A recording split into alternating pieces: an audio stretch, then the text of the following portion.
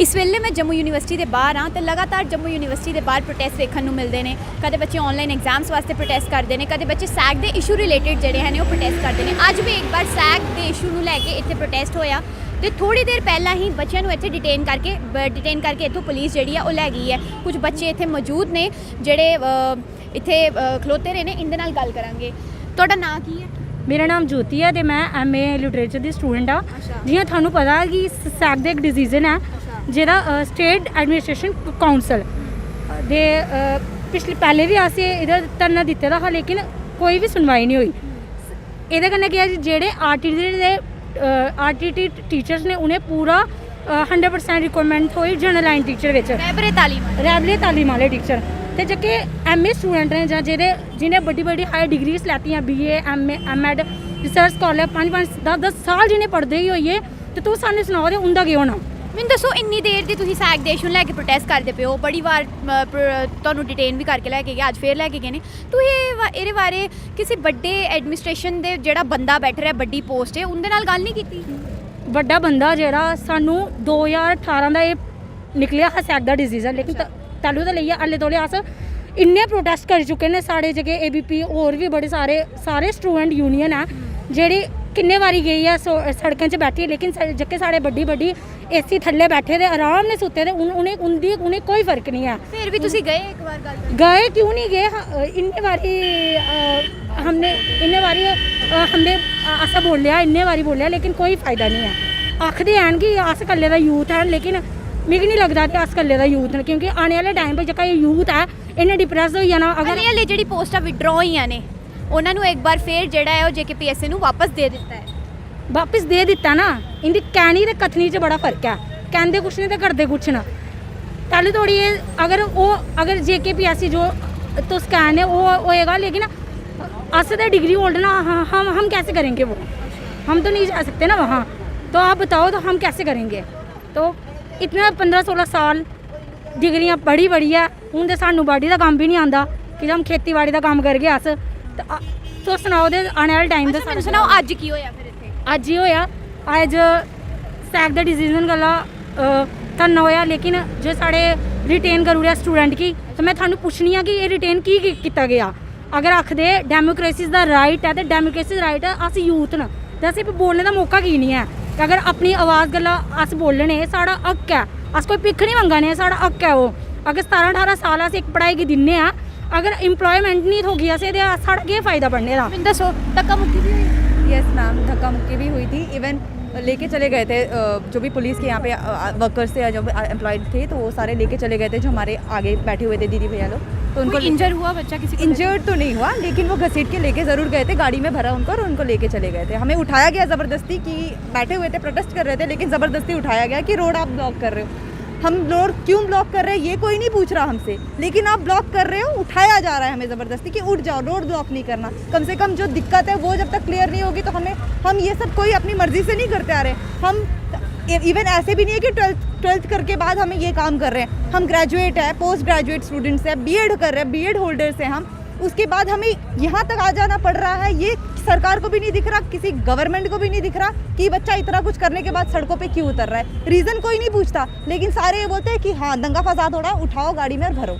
ये चीज़ से कभी कोई चीज़ सॉल्व नहीं होगी। इवन RT की 12th के बेस पे जो करवा दिया गया था, इवन उनको आज भी मिल रहा है। हमें उनसे कोई दिक्कत नहीं है, बस हमें ये है कि अगर आप उनका 10% भी सोच रहे हो ना तो हमारा कम से कम 5 भी सोचो कम से कम। आपका स्कोप उनकी वजह से टोटली कम हो चुका है। बहुत ज़्यादा स्कोप कम हो चुका है। आप खुद सोचिए मैम कि अब हमने ग्रेजुएशन की, पोस्ट ग्रेजुएशन की, फिर BEd कर रहे हैं, उसके बाद आधे से ज़्यादा स्टूडेंट तो यहाँ पर PhD स्कॉलर्स भी हैं, तो हम कहाँ जाएंगे? नॉर्मल बात है, हम कहाँ जाएंगे? बट लगातार वैकेंसीज 15-15 साल तक नहीं निकलने वाली है। हमारी डिग्रियां करने का क्या हो गया? हम ट्यूशन पढ़ा के क्या अपना घर सर्कल चला लेंगे? नहीं चला पाएंगे। क्या कर पाएंगे? कहने के लिए तो क्या देते हैं, एम्प्लॉयमेंट भेज दी है, ये कर दिया। कदे महसूस होता है कि डिग्रियां ही फालतू ही हो गई ने? हुण फालतू ही है ना, ये फालतू ही है ना।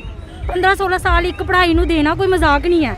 अगर इन्ना ही करना, अगर RT टीचर नूं ही लियाना, असें उंदे नाल कोई प्रॉब्लम नहीं है। लेकिन अगर इक्वैलिटी की गल होंदी तो इक्वैलिटी कित्थे है? अगर उनके पास एक्सपीरियंस है, साढ़े BEd कोर्स है, MEd कोर्स ने, फुली एक्सपीरियंस है। फाइनैंशली भी सानू हरास किया जाता, हूँ सानू मैंटली भी हरास। फाइनैंशली किद्दां हरास किया जाता है? जो बच्चे 15-16 साल जेड़ा पढ़ाई करा दा ते वो फ्री ते नहीं होंदी ना ਤੁਸੀਂ ਸਟੱਡੀ ਲੋਨ ਵੀ ਲੈ ਰਹੇ ਹੋ स्टडी लोन नहीं ले रहे हम, लेकिन साढ़े जो पेरेंट्स वो भी तो पागल हो चुके थे, वो भी कहते थोड़ा फायदा नहीं है, ट्यूशन पढ़ा के 10 घर चला नहीं सकते। तो आने वाले टाइम पर इ'यां बड़ी गल्लां होंदियां, बेटी बचाओ बेटी पढ़ाओ तो फिर सड़का बैठाओ। यही है कि जल्दी से जल्दी हम मजबूर हैं, बस हम यही कहते हैं ऊपर की अथॉरिटी से भी कि जितनी जल्दी कर सकते हो इस चीज़ को, इस रिवोक को, इस एसएससी को रिवोक को कर दो प्लीज़। अब 2018 से लेकर अब 2022 शुरू हो चुका है, अप्रैल का महीना भी अब खत्म होने लगा है, इतने साल लगभग 4 साल तो हो चुके हैं आपको। तो आपको नहीं लगता है कि इस चीज़ को छोड़कर आगे आप कोई और वे आउट निकालें किसी तरीके से? हम नहीं छोड़ सकते, नहीं, जॉब्स का कोई वे आउट कोई और आप निकालें। दूसरा वे आउट आप खुद सोचिए, सबका एक पैशन होता है, नॉर्मली सबका एक एम होता है कि कुछ करें, ठीक है। हम ये कोई सब प्लानिंग के हिसाब से चलते हैं। अब हमने इतने टाइम से यही प्लानिंग की हुई थी कि ठीक है हम पोस्ट ग्रेजुएशन करने के बाद बीएड करेंगे, बीएड के बाद हम सीटेट एग्ज़ाम देंगे या इस फील्ड में घुसेंगे अंदर। लेकिन एट दी एंड अभी हमारी बीएड कंप्लीट हो जाएगी नेक्स्ट ईयर। अब हम जैसे एग्ज़ाम्स के लिए प्रिपेयर करने वाले थे, अचानक से 2018 में ये चीज़ आ जाती है, सब चीज़ निकल गई, सब चीज़ ख़त्म हो गई। अब हम क्या करेंगे? नॉर्मली जो भीड़ में चलेंगे कि हाँ भाई कोई भी कॉम्पिटिटिव एग्जाम दो और पेपर निकालो, उसमें भी काफ़ी टाइम लग जाता है। कहना बहुत ईजी है। आपने कोई कॉम्पिटिटिव एग्जाम दिया, जेकेएसएसबी का कोई? यस, एसआई का रिसेंटली मैंने दिया हुआ है, तो वो भी एग्ज़ाम मैंने दिया हुआ है। फर्स्ट मेरा एग्ज़ाम था इवन वो। लेकिन जिस क्या सोच कर कि अगर उस रास्ते में कुछ नहीं मिला तो इस रास्ते में तो क्या कर सकते हैं? हमारे पास कोई अदर ऑप्शन बचता ही नहीं है। मरता क्या नहीं करता। लेकिन जब सिर्फ एक स्टूडेंट की या एक कैटेगरी स्टूडेंट की नहीं हो रही है, जैसे आपको पता है रिसर्च स्कॉलर है, एक बच्चा नेट जीआरएफ क्वालिफाई करता है, वो मजाक नहीं है, आप उसको डिनाई नहीं कर सकते ना, वो कोई मजाक नहीं हो रहा कि अगर वो एक सब्जेक्ट में नेट क्वालिफाई कर रहा है, पहले तो करना मुश्किल है, अगर जो कर रहा है ना तो वो उस सब्जेक्ट की रिसर्च करेगा 5 साल लगा के। तो आप बताओ, एज का तो हो रहा है, फाइनेंशियली हो रहा है, मेंटली भी वो बच्चा डिफरेंट, लेकिन फिर बाद में उनको पता चल रहा है कि हमारा आपको लगता है कि एडमिनिस्ट्रेशन स्टूडेंट्स को लेके सीरियस है? बिल्कुल नहीं है, कोई सीरियस नहीं है। अगर हम बात करें हमारी एडमिनिस्ट्रेशन की, हमारी बात सुन ली होती है एडमिनिस्ट्रेशन ने, सड़कों पे उतरने की जी तो ये कुछ कहना चाहते हो? तो अभी तक मेरे दोस्तों ने सारा बता दिया इसके बारे में। फिर भी मैं ये बताना चाहूँगी, ये जो ऑर्डर आया था 2018 में, जिसमें इन्होंने 100% जो है सारा फोकस सिर्फ जो डिपार्टमेंट में लोग थे जो ऑलरेडी लगे हुए थे 12th बेसिस पे, उन्हीं को फर्दर वो प्रमोट करके आगे मतलब जॉब्स वगैरह प्रोवाइड कर रहे हैं। तो हम लोगों का क्या, हमारे बारे में कौन सोचेगा? जो हम इतनी सारी डिग्रियां लेके बैठे हैं यहाँ पे, हमारे बारे में कोई सोच नहीं रहा। और मतलब एटलीस्ट कम से कम 50% तो हमारे बारे में सोचो। ये आप जर्नलाइज टीचर्स हैं, जर्नलाइज मतलब हम लोग टीचिंग प्रोफेशन के लिए हम पैशनेट है उस चीज़ के लिए।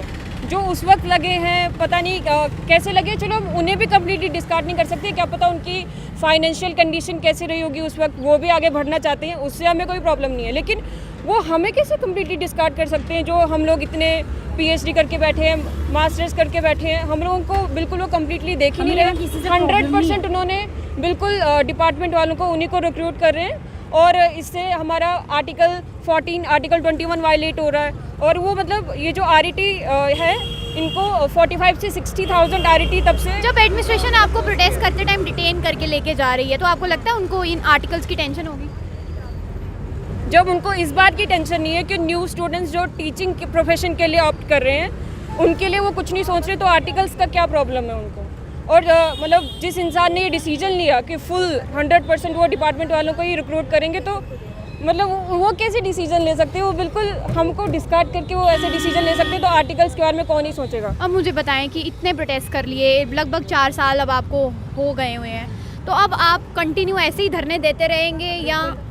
कितनी दुख की बात है ये कि मतलब ऐसे डिसीजन लिए जा रहे हैं स्टूडेंट्स के लिए, न्यू स्टूडेंट्स के लिए, और बच्चों को पता भी नहीं है। मुझे पता नहीं था इस चीज़ के बारे में, और मुझे बहुत गुस्सा आया कि ये क्या बात हुई।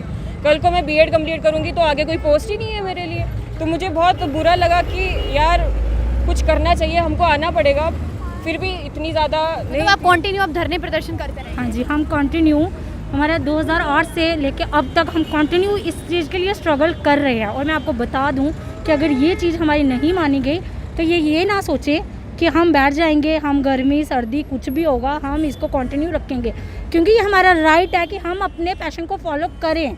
और अगर ये नहीं हुआ तो हम हटने वाले नहीं हैं, चाहे ये हमें रिटेन करें, कुछ भी करें, हम तो करेंगे, क्योंकि डेमोक्रेसी अगर दी है, अगर आप बोलते इन्हें हो ऐसा लग रहा है जो पावर में बैठे हैं कि ये लोग कुछ भी डिसीजन ले लेंगे, बाकी हम लोग तो यहाँ वो बैठे हमें- हुए हैं हर चीज़ सहने वाले। पर अब हमें पता है और हम लोग इस बारे में हमेशा सड़कों पे उतरेंगे बिल्कुल, जब तक ये पास नहीं करेंगे। हमारे लिए कुछ नहीं सोचेंगे, मतलब कुछ सोचेंगे पेरेंट्स भी हमारे- परेशान होते हैं सब पे। बिल्कुल पेरेंट्स भी परेशान होंगे, हम सारे अलग-अलग जगह से इतना वो हैं। पैसा हमारे पीछे खर्च कर रहे हैं, हमें कोर्सेज करवाने हैं, तो आगे से पता चल रहा है कि हमारे लिए पोस्ट ही नहीं है। 15 ईयर्स के लिए बिल्कुल फ्रीज है सारी पोस्ट। कि माँ बाप का पैसा जितना बिल्कुल, उन्होंने आपकी बिल्कुल। पढ़ाई पे लगाया वो सब बिल्कुल वेस्टेज है, वो बिल्कुल Waste ही हो रहा वेस्टेज है, क्योंकि हमारे बारे में कोई सोच ही नहीं रहा है।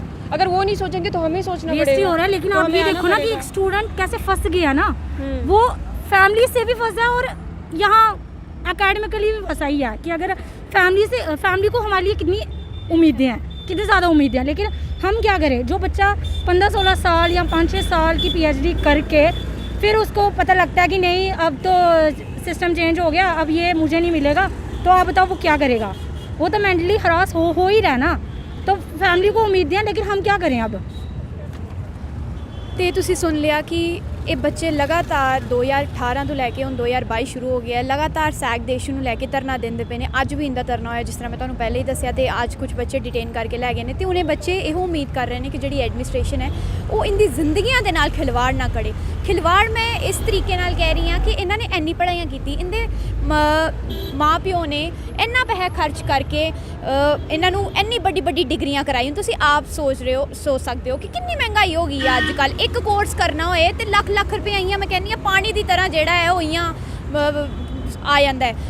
ਇੰਨਾ ਪੈਸਾ ਖਰਚਣੇ ਦੇ ਬਾਅਦ ਉਹ ਮਾਂ ਪਿਓ ਦੇ ਬਾਰੇ 'ਚ ਐਡਮਿਨਿਸਟ੍ਰੇਸ਼ਨ ਨੂੰ ਸੋਚਣਾ ਚਾਹੀਦਾ ਕਿ ਉਹਨਾਂ ਨੂੰ ਕਿੰਨਾ ਦੁੱਖ ਹੁੰਦਾ ਹੋਏਗਾ ਕਿ ਇਹੋ ਜਿਹੇ ਬੱਚੇ, ਸਪੈਸ਼ਲੀ ਕੁੜੀਆਂ ਨੂੰ, ਇਹ ਟਾਈਮ ਕਦੇ ਜੰਮੂ ਕਸ਼ਮੀਰ 'ਚ ਵੇਖਿਆ ਨਹੀਂ ਸੀ ਜਿਹੜਾ ਹੁਣ ਵੇਖਣੇ ਨੂੰ ਮਿਲਦਾ ਪਿਆ ਕਿ ਜੰਮੂ ਕਸ਼ਮੀਰ ਦੀ ਕੁੜੀਆਂ ਨੂੰ ਸੜਕਾਂ ਤੇ ਆਉਣਾ ਪੈਂਦਾ ਆਪਣੇ ਹੱਕ ਵਾਸਤੇ ਕਿ ਬਈ ਸਾਡੀ ਜਿਹੜੀ ਨੌਕਰੀ ਹੈ, ਤੇ ਆਪਣੀ ਜਿਹੜੀ ਮਿਹਨਤ ਦੀ ਨੌਕਰੀ ਮੰਗੇ ਕਰਦੇ ਨੇ। ਐਦਾਂ ਵੀ ਨਹੀਂ ਹੈ ਕਿ ਕਿਸੇ ਦੀ ਨੌਕਰੀ ਜਿਹੜੀ ਹੈ ਉਹ ਖਿੱਚ ਤਰੋ ਕੇ ਮੰਗਦੇ ਪਏ ਨੇ। ਆਪਣੀ ਪੜ੍ਹਾਈਆਂ ਕੀਤੀ ਤੇ ਆਪਣੀ ਪੋਸਟਾਂ ਵਾਸਤੇ ਉਮੀਦ ਕਰਦੇ ਪਏ ਨੇ। ਪਰ ਐਡਮਿਨਿਸਟ੍ਰੇਸ਼ਨ ਕੀ ਕਰ ਰਹੀ ਹੈ ਉਹ ਤੁਸੀਂ ਆਪ ਦੇਖ ਸਕਦੇ ਹੋ। ਤੇ ਇਹਨਾਂ ਨੇ ਇਹ ਵੀ ਗੱਲ ਚੇਤਾ ਦਿੱਤੀ ਹੈ ਕਿ ਬਈ ਜੇ ਸਾਡੀ ਗੱਲ ਨਹੀਂ ਸੁਣੀ ਗਈ, ਜੇ ਸਾਡੇ ਸੈਗ ਦੇ ਇਸ਼ੂ ਦੇ ਉੱਪਰ ਨਹੀਂ ਗੱਲ ਕੀਤੀ ਗਈ, ਤਾਂ ਇਹ ਨਾ ਸੋਚਿਓ ਕਿ ਅਸੀਂ ਘਰ ਬਹਿ ਜਾਾਂਗੇ।